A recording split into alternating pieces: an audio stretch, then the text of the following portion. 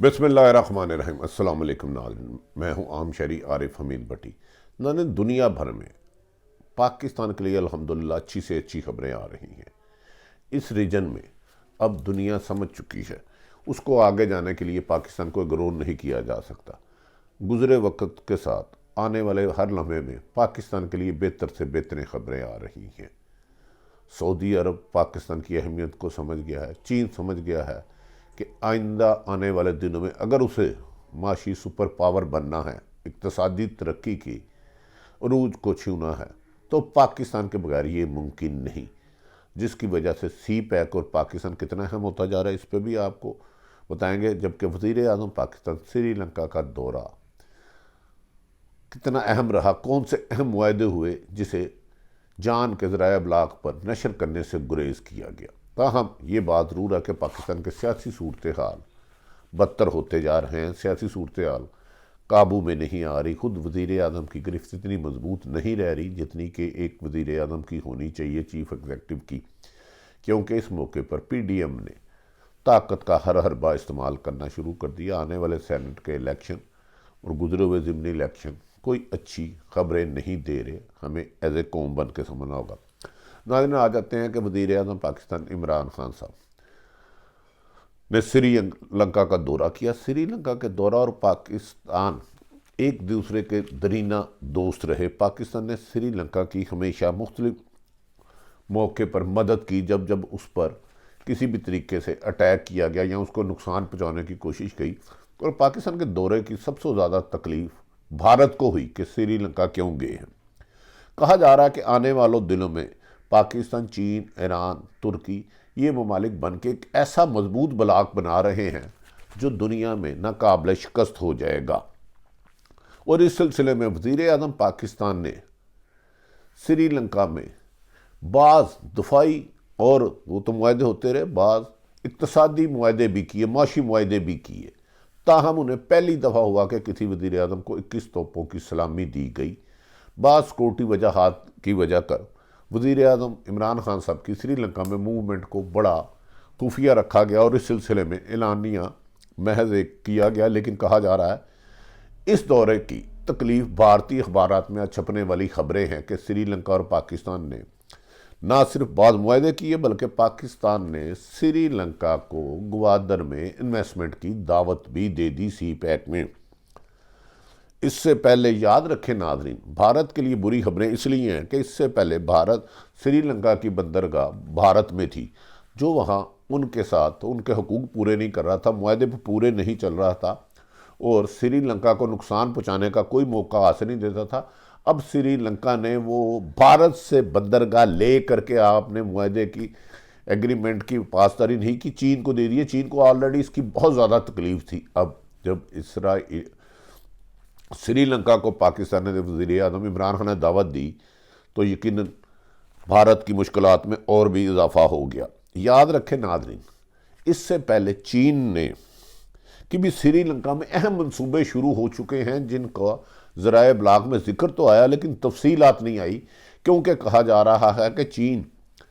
2-3 ممالک کے ذریعے اپنی سپر پاور بننے کی حقیقت کو یقینی بنانے کے لیے وہاں بھاری انویسٹمنٹ کر رہا ہے۔ بظاہر لوگ شور ڈال رہے ہیں کہ سی میک میں امپلیمنٹ نہیں ہو رہا اور امریکہ کا دباؤ بھی یقیناً پاکستان پہ بہت زیادہ ہے، لیکن پاکستان نے اس دباؤ کو مسترد کر دیا، اس دباؤ کو ماننے سے انکار دیا۔ وزیر اعظم پاکستان اور آرمی چیف نے واضح طور پر کہا کہ امریکہ کی کسی ایسی شرط کو نہیں مانا جائے گا جو پاکستان کے مفاد کے منافی ہو۔ یقیناً امریکہ کے لیے جو آپ سننے کی عادت نہیں تھی، لیکن شاید یہ ماضی کی طرح حکومتیں اور فوج بھی نہیں ہیں۔ ناظرین، کہا جاتا ہے کہ وزیر اعظم پاکستان کا سری لنکا کے دورے کے بعد ایسے معاملات طے ہوئے ہیں جس کا پاکستان کو معاشی طور پر خصوصاً جو بے روزگاری ہے اس کے خاتمے کے لیے اگر یہ معاہدے پورے ہو جاتے ہیں تو مدد ملے گی اور پاکستان میں انویسٹمنٹ بھی ہوگی۔ اگر سری لنکا پاکستان سی پیک میں آ کے چین، سری لنکا، ترکی اور دیگر ممالک پاکستان کا سی پیک استعمال کرتے ہیں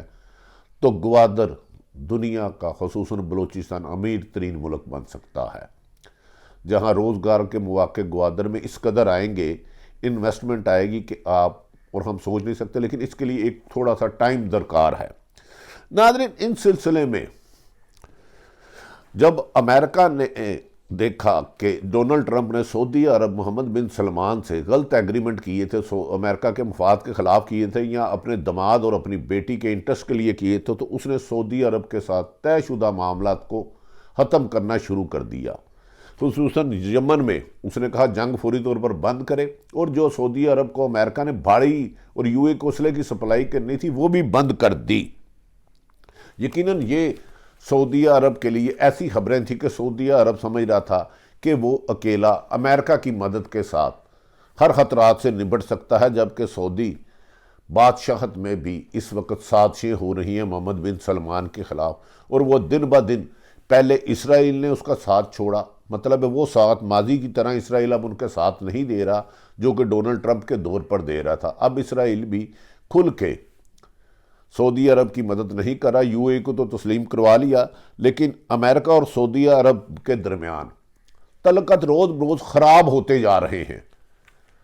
جمال خشوگی کا معاملہ جو پہلے ڈونلڈ ٹرمپ نے زیر زمین کر دیا تھا، جس پر الزام ہے مبینہ کہ محمد بن سلمان نے جمال خشوگی جرنلسٹ کو مروایا ہے، اس کیس کی انٹیلیجنس شیئرنگ بھی کی جا رہی ہے، جو محمد بن سلمان کے لیے ایک خطرناک خوفناک خبر ہے اور بن چکی ہے۔ وہ اس سلسلے میں سخت پریشان ہیں کہ اگر یہ مقدمہ چلتا ہے تو ان کے لیے یاد رکھے کہ اس کو مبینہ ملزم محمد بن سلمان کہا جاتا ہے۔ ناظرین، اس کے بعد امریکہ میں ایک عرصہ دراز پہلے تقریباً کم و بیشتر 2 سال پہلے ایک سعودی زیر تربیت پائلٹ نے حملہ کر دیا تھا۔ وہاں ان کا فوجی نقصان بھی ہوا اور کچھ لوگ زخمی بھی ہوئے، جس پر کہا جا رہا ہے کہ اب جو بائیڈن کے دفاعی مشیروں، ایڈوائزروں، خارجی ایڈوائزروں نے کہا ہے کہ اس شخص نے جو غالباً 2 سال پہلے جو حملہ کیا تھا امریکن فوج پر جا کے، وہاں سے تربیت پائلٹ نے، اس کا مقدمہ شخص پہ نہیں بلکہ ریاست سعودی عرب پر چلایا جائے۔ اگر ریاست سعودی عرب پر مقدمہ چلتا ہے اور وہاں سزا ہو جاتی ہے تو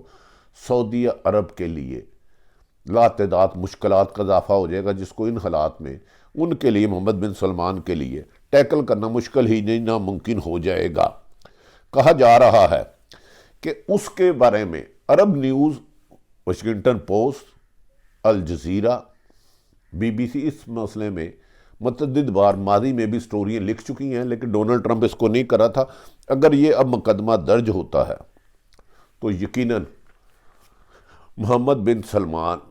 بالکل تنہائی کی طرف جا رہا ہے۔ ناظرین، اس سلسلے میں جو اس نے جدید طیارے اور میزائل امریکہ نے سعودی عرب یو اے کو دینے تھے، دونوں کی سپلائی کو روک لیا، کہا گیا کہ ری وزٹ کیا جائے اور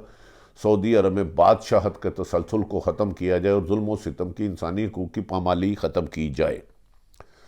ناظرین، کہا یہ جا رہا ہے کہ سعودی عرب نے جب اپنے آپ کو اتنا تنہا اور کمزور پایا تو پاکستان کے سعودی وزیر خارجہ، سعودی سفیر اور محمد بن سلمان اور پاکستان کے درمیان بیک ڈور ڈپلومیسی شروع ہو گئی، جس کو ماضی میں اتنے خبروں میں نہیں دیا گیا، لیکن مدد تک ایک طرح کی ملاقاتوں تک محدود کیا گیا۔ پچھلے دنوں میں وزیر اعظم پاکستان سے بھی کچھ سعودی اہم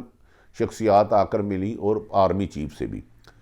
اب یہ خبر آئی ہے کہ سعودی عرب نے گوادر میں اربوں ڈالر کی آئل میں انویسٹمنٹ کے لیے کام شروع کرنے کے معاہدوں کی رضامندی کر لی ہے۔ اگر گوادر میں جیسے چین ایک بہت بڑی شہر آباد کر رہا ہے، سعودی عرب آباد کر رہا ہے، ترکی کو دعوت دی جا رہی ہے، اسی طرح قطر کو دعوت دی جا رہی ہے، اگر سعودی عرب آئل میں ریفائنری میں وہاں انویسٹمنٹ کرتا ہے تو وہاں بلوچستان میں کوئی ایسا شخص نہیں رہے گا جو بے روزگار ہو۔ اس سلسلے میں کہا جا رہا ہے کہ بلوچستان میں بہت تیزی سے پلاننگ کی جا رہی ہے، کون کون سے کہاں کہاں نئے شہر آباد کرنے ہیں، وہاں ریفائنری اور فیکٹریاں لانی ہیں، ملیں لگانی ہیں، اور اس سے ناظرین گوادر کی بندرگاہ دنیا کی اہم ترین بندرگاہ بن جاتی ہے۔ اگر یہ 10 بڑے ممالک جو گوادر میں آ کے انویسٹمنٹ شروع کر دیتے ہیں تو اگر صرف یہ پاکستان کا روٹ ہی استعمال کرے تو پاکستان کی عوام کو، پاکستان کے ملک کو قرضے لینے کی ضرورت نہیں رہے گی، لیکن بلوچستان اور گوادر کے گرد و نواح میں رہنے والا شخص کوئی بے روزگار نہیں رہے گا۔ 10 بڑے ممالک کے کربوں ڈالر کے پروجیکٹ پاکستان کے لیے خوشخبری ہے، جس سلسلے میں سعودی آئل ریفارمز کے کچھ ایک ڈیلیگیشن گوادر کا وزٹ بھی کر چکا ہے، اور جو آئل لگانی ہے اس نے اس سلسلے میں جگہ کا انتخاب کر کے اور شہر کا انتخاب کر کے آنے والے دنوں میں تقریباً کہا جا رہا ہے کہ اس سال کے اختتام پر کام شروع ہو جائے گا۔ اس سلسلے میں گوادر کے مطابق کئی نئے شہر بنائے جائیں گے جہاں کو جدید سہولتوں سے مصر کیا جائے گا، وہاں ہسپتال اور دیگر سہولتیں بھی دی جائیں گی۔ اس سے بلوچستان کا احساس محرومی بھی دور ہوگا اور پاکستان کے لیے ایک بہتری ناظرین اگر آپ دیکھیں تو بلوچستان گوادر میں اگر اتنی بڑی انویسٹمنٹ ہوتی ہے تو پاکستان بھارت کے مقابلے میں اور سی پیک دنیا کی بندرگاہوں میں بلند ترین سطح پر جائے گا۔ یقیناً اس سے چین اور دیگر ممالکوں کو بہت فائدہ ہوگا۔ چین کے جو سپلائی تھی، معاشی سپلائی تھی جو یورپ میں دیگر دنیا میں دیتا تھا، وہ اس کے مہینوں کی بجائے دن لگیں گے، لیکن اس میں پاکستان اپنی انڈسٹری لگا کر اپنی برآمدات میں بھی وسیع پیمانے پر اضافہ کر سکے گا۔ اگر یہ تمام پروجیکٹ جو سی پیک گوادر میں شروع کیے جا رہے ہیں یہ شروع رہتے ہیں اور اس میں تاخیر نہیں کی جاتی تو بہت جلد پاکستان موجودہ اکانومی کرائسس سے نکل سکتا ہے۔ ناظرین یہ اچھی خبریں پاکستان کے لیے، سری لنکا، امریکہ، سعودیہ، قطر کی پاکستان میں انویسٹمنٹ اور خصوصاً پنجاب میں بھی سعودی عرب نے 2 بڑے پروجیکٹ جس کی کم و بیشتر $20 ارب سے زیادہ مالیت بتائی جا رہی ہے شروع کرنے ہیں۔ اگر یہ معاملات شروع ہوتے ہیں تو پاکستانیوں کو روزگار کے لیے باہر نہیں جانا پڑے گا، لیکن دعا کریں کہ یہ جو معاہدے ایگریمنٹ ہو رہے ہیں پاکستان میں دیگر طاقتوں کی انویسٹمنٹ کے لیے ایک نیا بلاک بنتا جا رہا ہے، اس میں طاہری حربے استعمال نہ ہوں اور ان کو جلد از جلد مکمل کیا جائے۔ اسی سے پاکستان کی عوام کی اور خوشحالی ہے۔ تاہم پاکستان کے سیاستدان پی ڈی ایم اور موجودہ حکومت کے اختلافات روز بروز بڑھتے جا رہے ہیں۔ ہونے والے ضمنی الیکشن اور آنے والے 3 مارچ کے سینٹ کے الیکشن میں خرید و فروخت کے بازار سے یہ کبھی پتہ چلتا ہے ایک جماعت کے 20 لوگ ادھر چلے گئے، کبھی پتہ چلتا ہے دوسری پی ٹی آئی کے ادھر چلے گئے، کبھی چلتا ہے پی ڈی ایم کے ادھر آ گئے۔ پاکستان میں سیاسی استحکام اور حکومتی استحکام ہونا ضروری ہے اس ترقی کے سفر کے لیے، ورنہ سیاستدان یہ غلطی کر رہے ہیں کہ پاکستان کو ترقی کے راستے پر جاتے ہوئے اپنی اختلافات اور دشمنی کا شکار نہیں کرنا چاہیے۔ ناظرین اپنے ارد گرد رہنے والوں کی خوشیوں کا خیال رکھیں۔ اگر عارف حمید بٹی کا یوٹیوب چینل پسند ہے تو اسے سبسکرائب کریں۔ پاکستان زندہ باد۔